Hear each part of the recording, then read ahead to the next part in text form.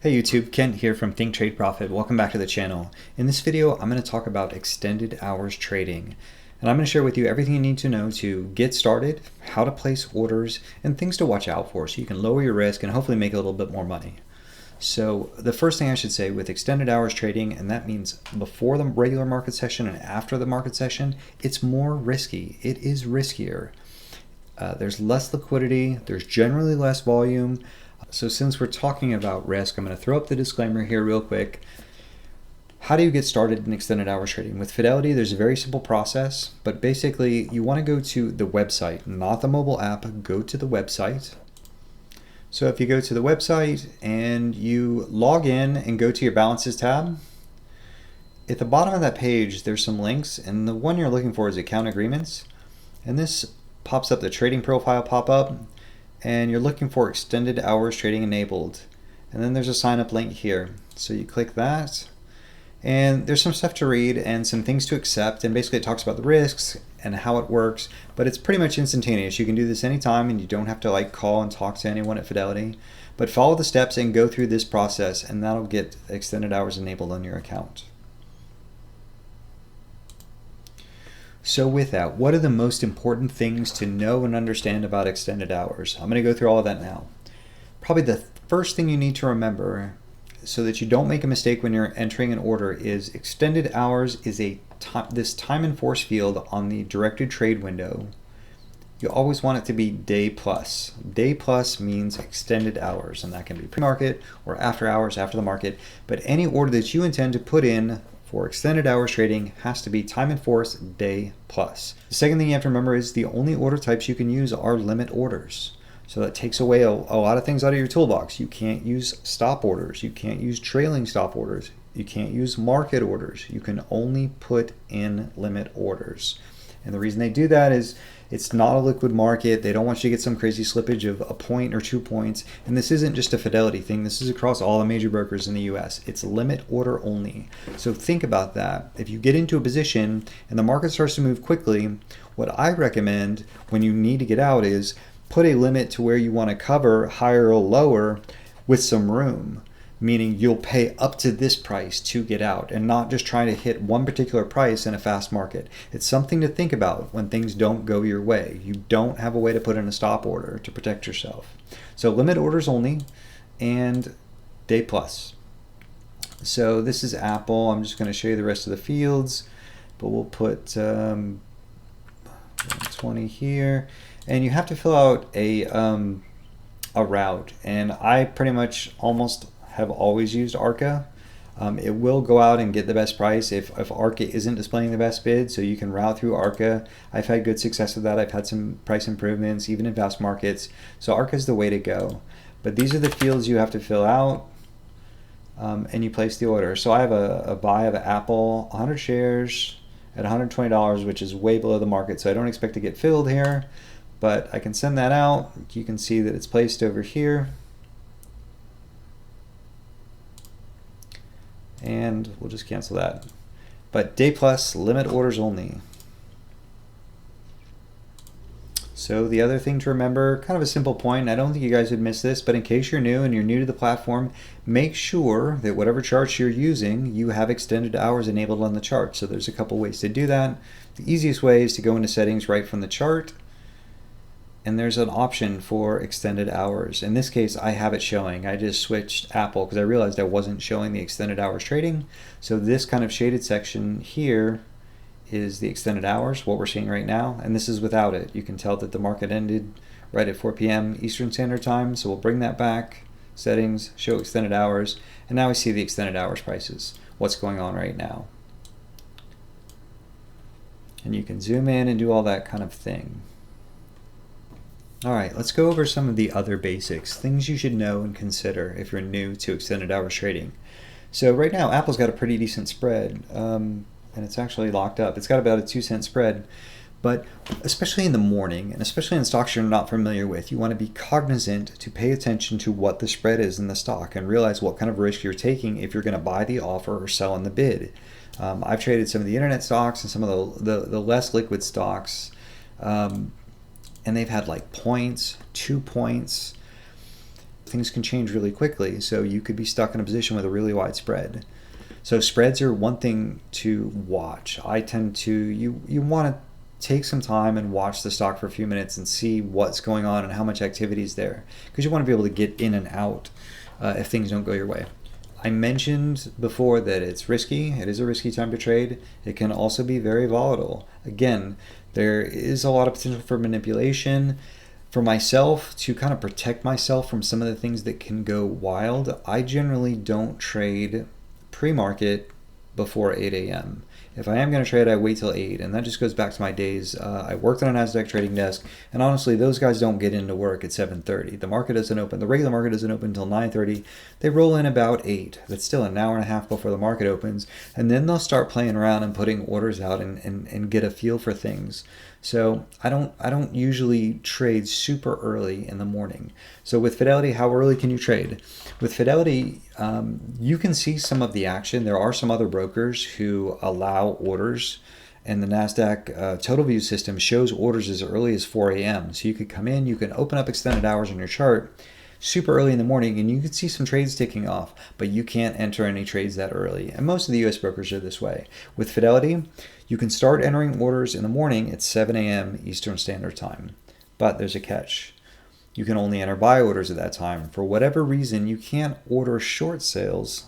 You can't sell short until 8 a.m. Eastern Standard Time. I don't know why the difference, but 7 a.m. you can start looking to buy things. By 8 a.m. you can put in short sales. When we talk about the after hours market, it's 4 p.m. right at the close of the regular session to 8 p.m. And this is just during the weekday. There's nothing on Sunday night. There's nothing on Saturday.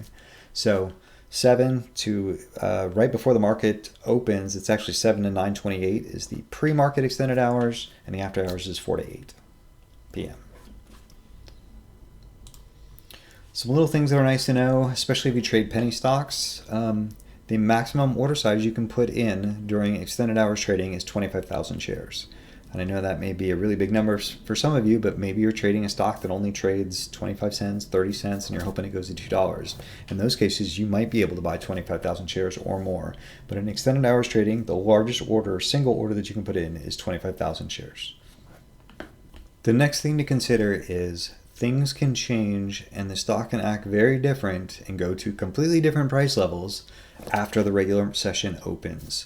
So don't think that it's just going to be a pretty continuous trade of price, and that's where the risk comes in. You just don't know. There is so much opportunity for manipulation. The institutions may hold the price at a certain level just by having a couple large orders out there. For example, when you look at Apple after hours right now and look at the trades, there aren't any big trades going off. You don't see any 1,000 share trades or anything like that. There's a lot of little small trades and partials. And you can see the depth of the market. I mean, this has a lot because it's Apple, but other stocks, they're just going to have 100, 200 shares. But sometimes someone can step in the morning and try to keep a stock at a certain level or keep it from going below a certain level. And they might have 1,000 shares there, 5,000 shares or what have you. But everything changes at 9:30, right? And so consider that. Make sure generally that you're trading kind of with the trend. If the news is positive and there's a lot of excitement in the stock, I'm not saying chase it, but I wouldn't short it based on something you see in pre-market, because that could change. When the market opens, there could be a huge demand, and the people who are selling to kind of keep it in a range get out of the way, and it just breaks out. So you want to kind of trade with that trend and the general kind of momentum that you're seeing, but at a really good price if possible. All right, so let's just take a look at a couple charts. Here's Apple from this morning. So pre-market from this morning, what could we learn from this? If we came in at 7 a.m. and started looking at this chart, what could we do as we near the open? Or what could we do in pre-market? This looks pretty wild to me. I mean, this is an expensive stock, so there's a lot of movement in here.